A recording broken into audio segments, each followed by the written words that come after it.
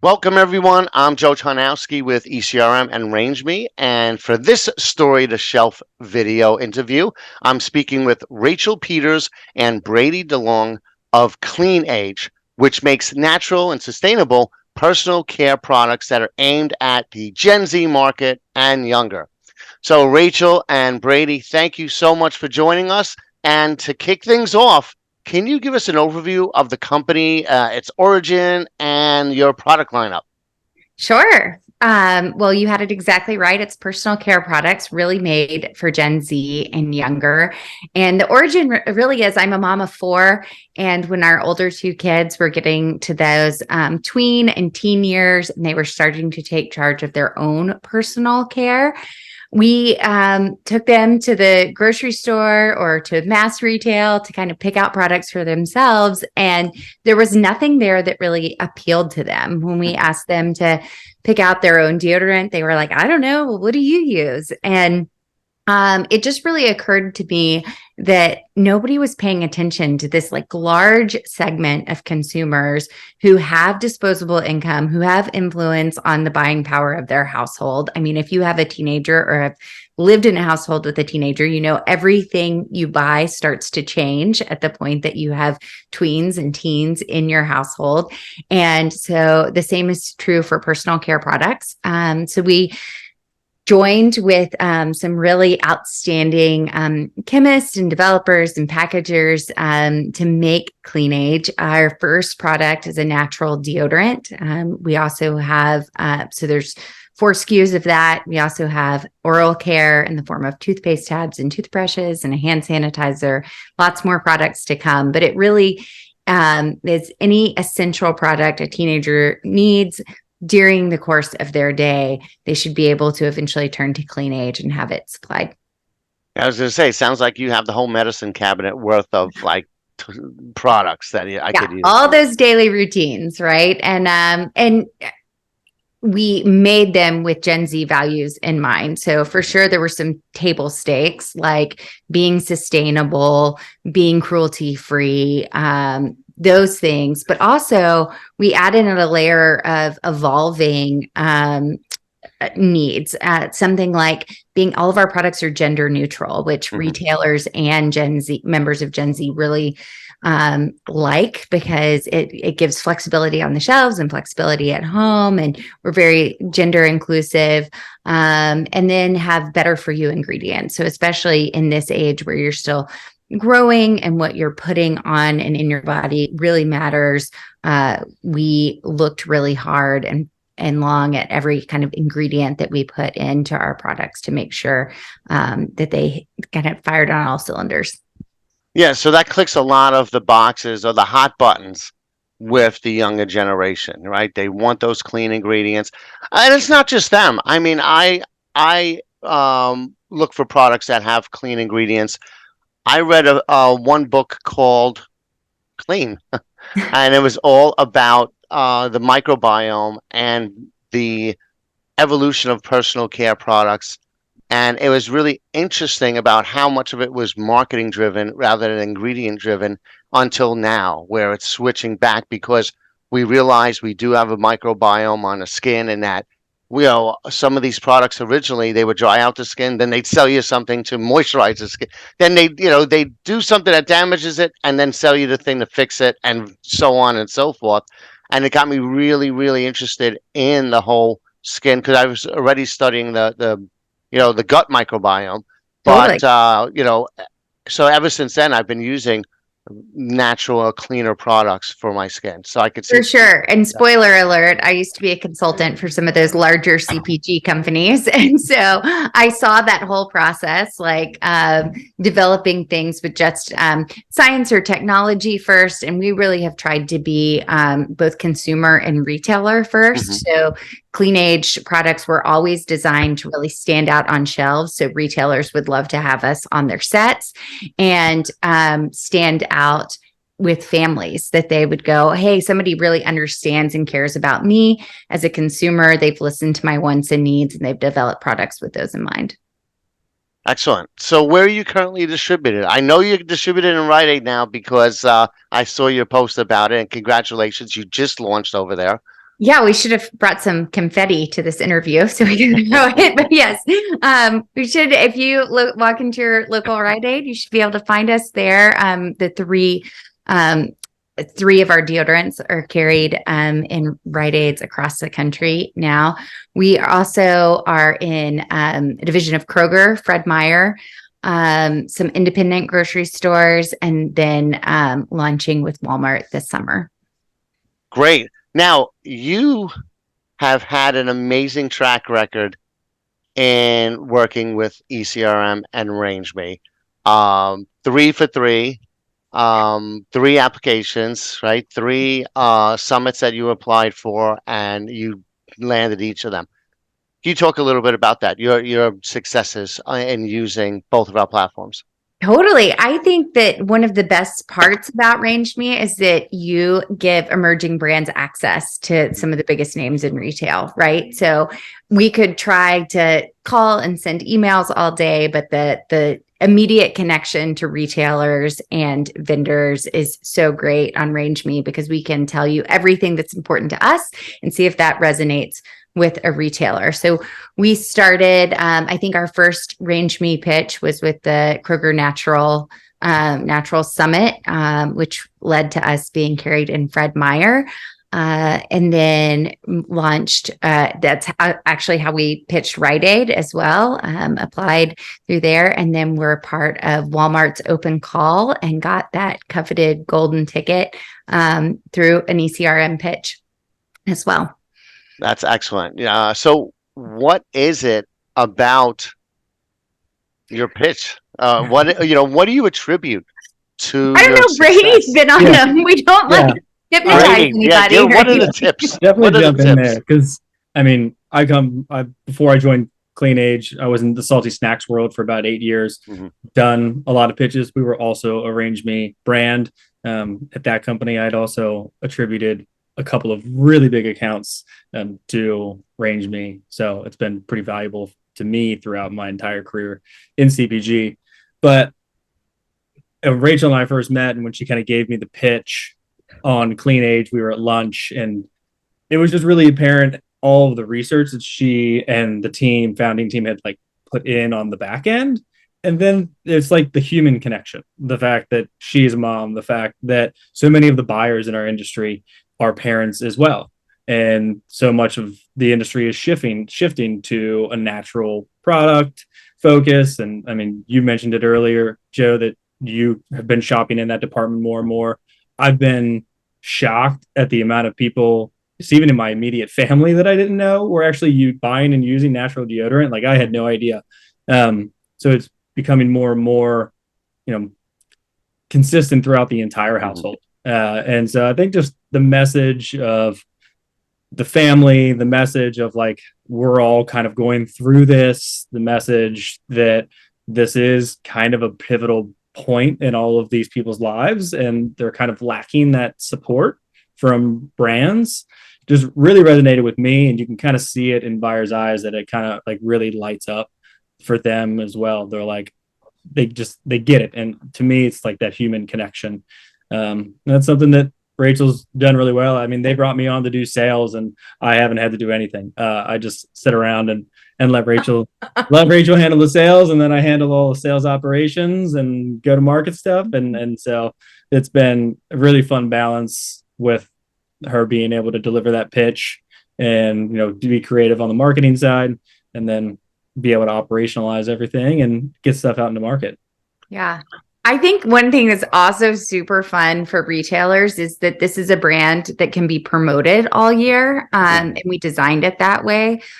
Of course, like personal care is hot at the very beginning of the year where you do like better for you products. We go right into Women's History Month, which we're in now. So it's a women founded company. Go right into Earth Day. After Earth Day, you hit summer, and then Pride Month, which since we're a gender inclusive company, we're a great launching point. Then go right into back to school, and who doesn't shop for their kids' personal care right at back to school, and then you hit holiday. And so retailers see that continuation of being able to promote the brand, and kind of their eyes light up at that too. Like it hits a lot of their values as well as the values of the consumers.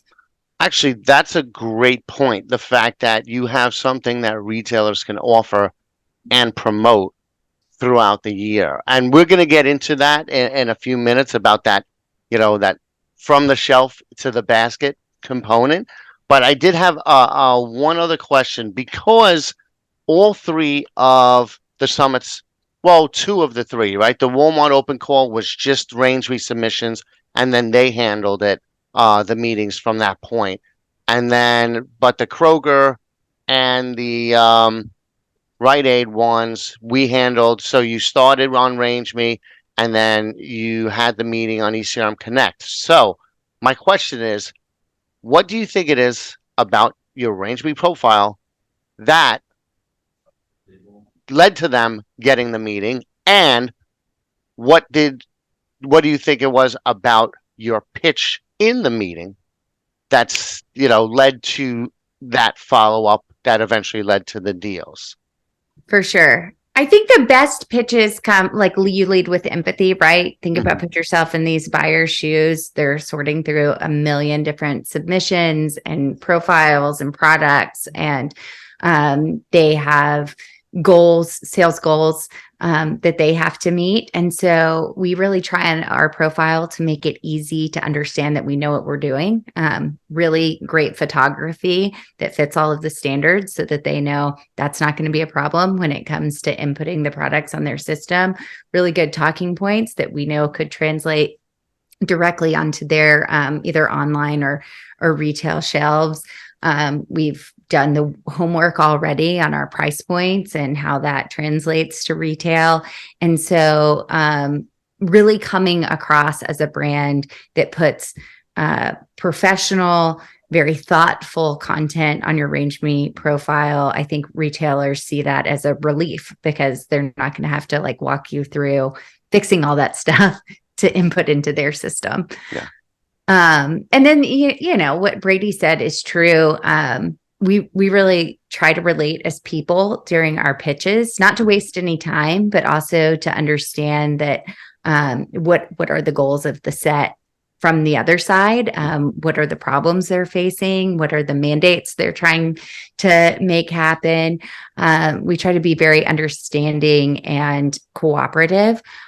Which in my previous career, I think was really hard for giant CPG brands to do. And so it's one of our advantages as an emerging brand is, hey, we can listen to you as a retailer. And many times we can react or change based on the feedback that you're giving us. So whether that be making a 3-pack of something or changing a little piece of our next packaging print so it's better on your shelf. We're adaptable and we really try to collaborate with retailers to help them meet their goals. Couldn't ask for anything more. I mean, that's basically what we tell people they should be doing all the time in their meetings. So now, Brady, we're going to get to your area of focus. Right? You're on the shelves already. Now it's your job to move them off the shelves into the consumers' baskets. And you have a bunch of strategies and plans put in place that you mentioned to do this. Could you dive into some of those? Yeah, so we definitely, think about anytime an opportunity comes our way, we start thinking about it from beginning to end. I mean, obviously, we started connecting on LinkedIn. You saw the post we announced this. It was very much like I don't want to say that it's the easiest part, but that's kind of just the beginning. The challenge is to come after that and start with, can you even operationalize this? Can you get product where it needs to go? Can you scale your production, your inventory, et cetera? And then once it gets on the shelf, what are you going to do to move it off? And it's funny because right after I joined the team, found out we launched, I went over to my parents' house to pick up my kids and telling my dad has no CPG experience whatsoever, but he says to me, he's like, so how do you get somebody who like lives by a Rite Aid to go in and buy it? And I was just like, well, if I could answer that question, I would be the richest person in CPG. I wouldn't be here, but I would love to know that answer, but we've got a lot of things that we're trying. There's a lot, I will say the retail industry, technology and retail have not necessarily scaled at the same speed. Technology is starting to make its way into our space, and I'm super grateful for that. I'm someone who likes to push the boundaries of maybe and try new exciting opportunities before maybe they've proven themselves in the market. So for this launch and for some of our other retailers, we're launching programs where we'll be doing targeted digital couponing. Right now, we're partnering with an organization called Sample.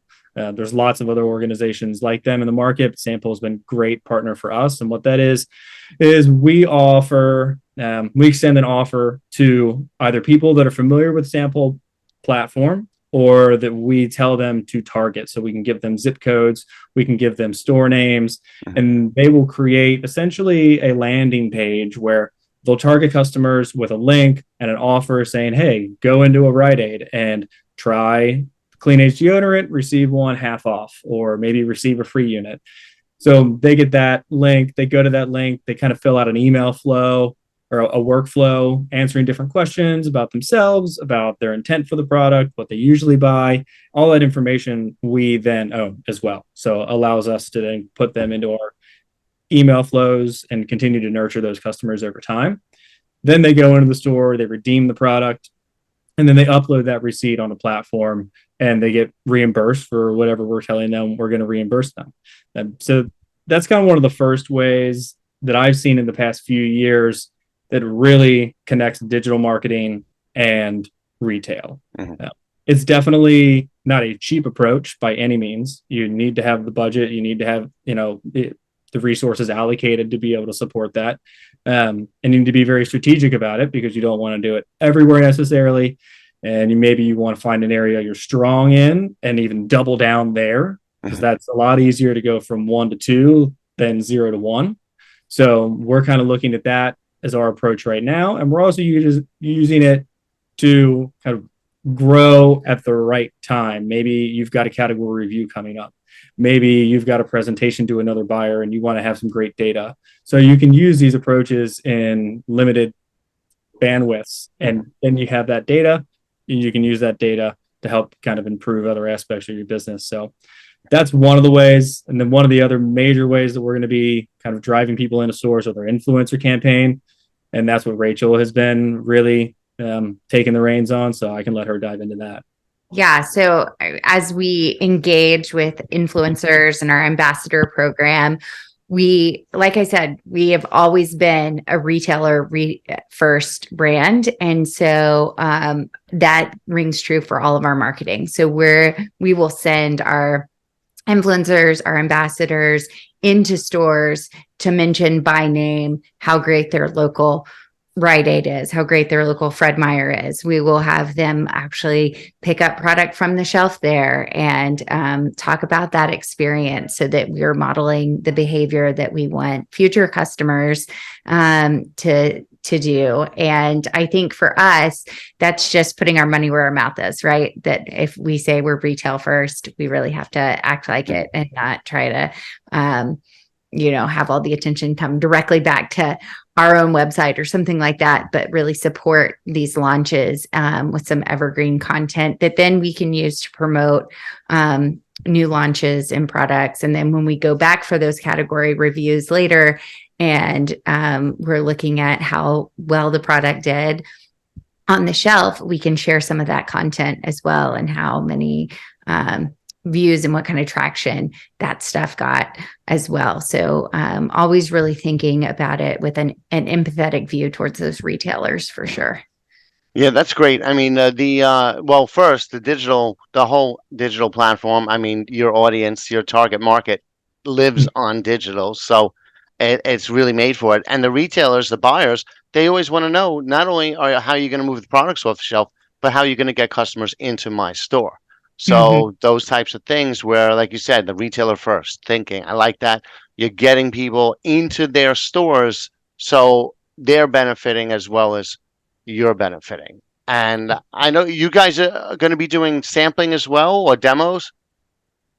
So we're still trying to crack the nut on health and beauty and like personal care and demos and how we want to maybe create some fun experiences for people in store. So that's something that we're still going to be working through. Coming Yeah. from the food side, definitely done lots of in-store demos. So trying to think of a fun way to engage people in a personal care brand is like that program we're still developing, but I know it's something that once we flesh out, we have an intention to roll it out.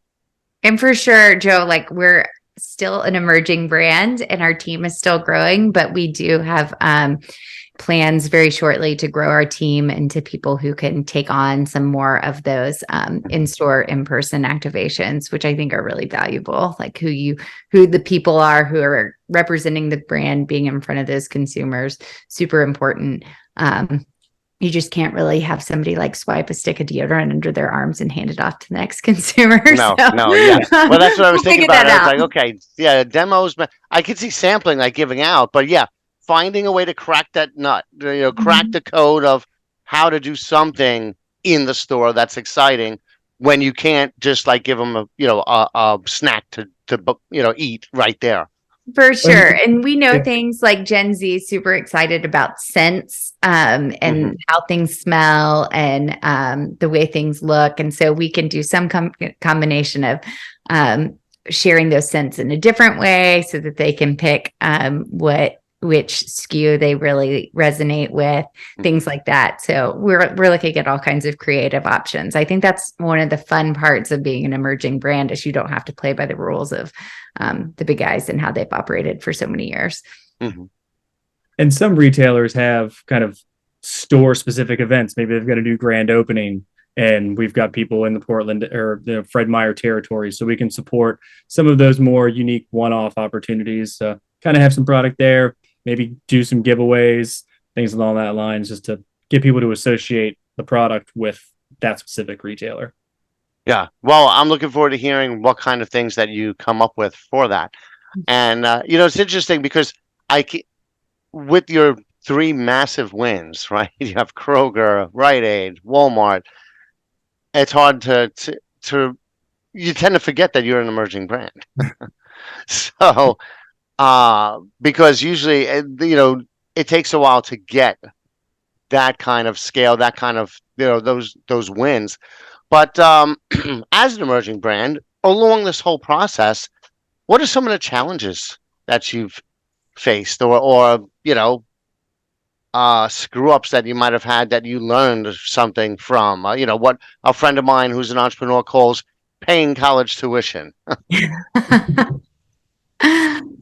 How much time do we Yeah. We could have like a whole separate interview on that, probably, right? I know it's true. It's true. I think, planning cushion and lead times has been really helpful to us. Sometimes you get those initial POs and they're a little surprising, people will order more than you thought that they were going to order. And so having that baked into your inventory and plans, I think Brady had been on the team 2 days when we figured out, we initially thought that we were only launching in a couple of hundred Rite Aid stores. And then they took us national with 2,200 Rite Aid stores. And I think Brady had been on the team that was maybe day 2 for him. Yeah. And I was like, oh, good. You have work to do. Baptism by fire.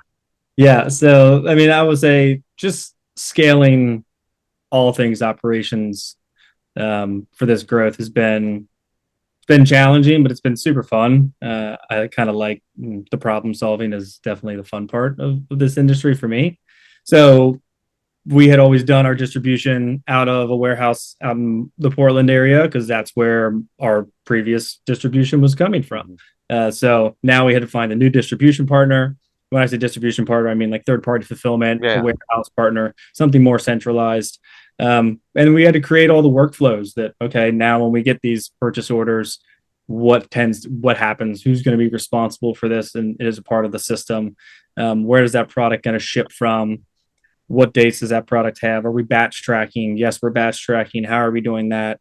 So we're utilizing other software to kind of manage all that back end. We use a product called Katana as our MRP, where we manage our it's called a manufacturing resource planner. So we're utilizing that. And then just now in the health and beauty space, lead times are relatively long compared to what you might be used to in food and beverage, at least for myself.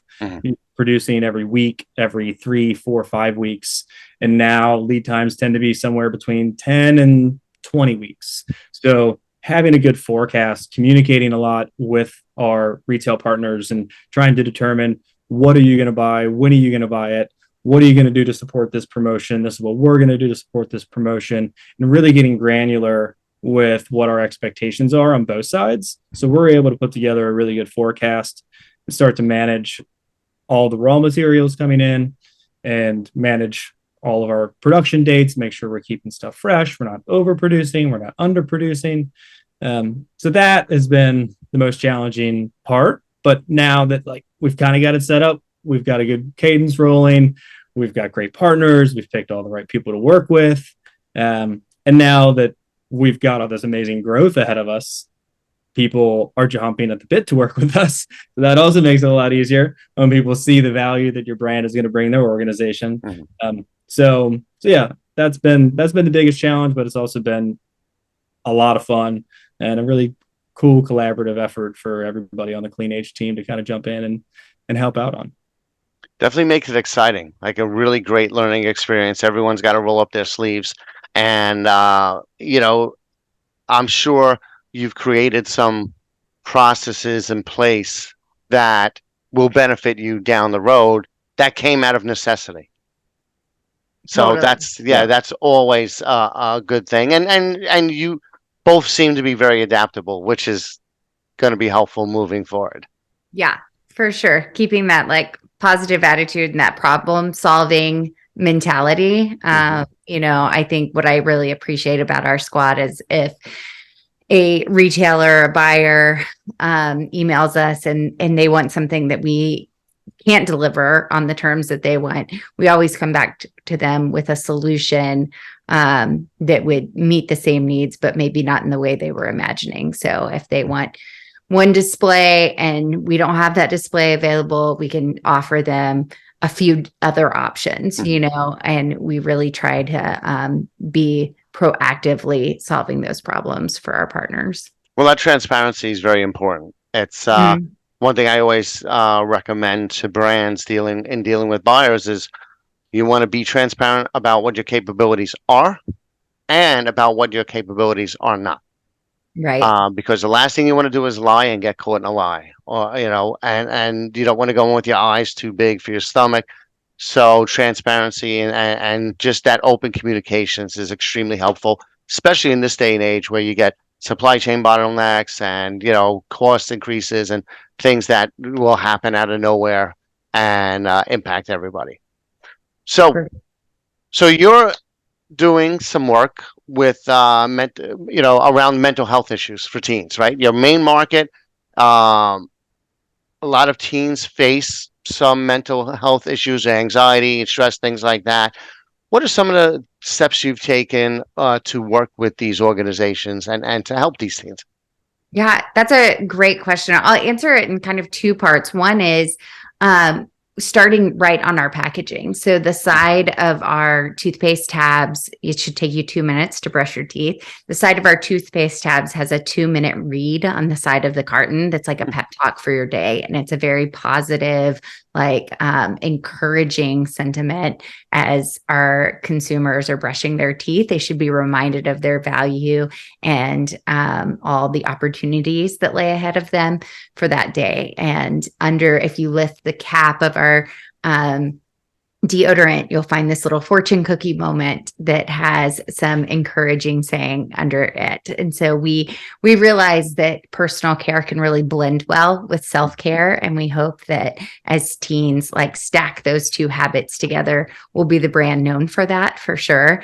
And then as far as community partnerships go, Brady and I are based out of Cincinnati. And so we are starting a community partnership with the Sam Hubbard Foundation, which provides food and basic necessities. They create these pantries in schools across the city so that kids can actually get the essentials that they need. They can take those home to their family and share them, or they can use them themselves.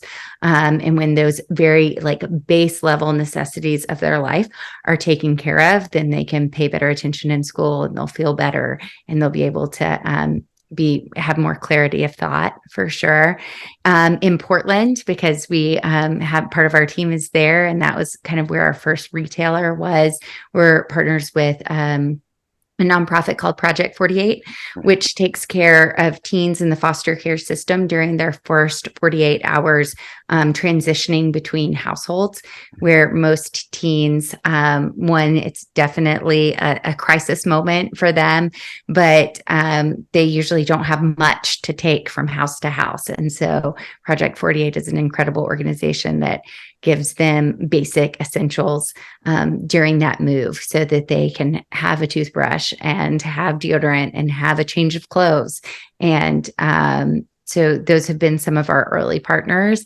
We definitely are looking at continuing to find partnerships in places where our retailers are and where we are to take care of teens' basic needs, so that some of those higher level needs of mental health and acuity and the ability to participate in school can be taken care of as well. That's great. I mean, I love the way it all ties together consistently, like the brand, your actions, the way you interact with your audience and your market and the retailers, and what you're doing to help them on this side of it. So I think that's really, really cool. So with all the stuff you got going on, I almost don't want to ask what's next because it seems like you have so much on your plate already. But what's next for Clean Age? Oh my gosh. Well, so we are definitely expanding retailers fast and furious, and helping support those things. We have some product launches that we're working on to expand our lineup. Our team is growing. Our ambassador program and influencers who work with us are growing. And so a lot more good stuff in the works. I don't know. Brady probably has it on a spreadsheet somewhere. What's happening?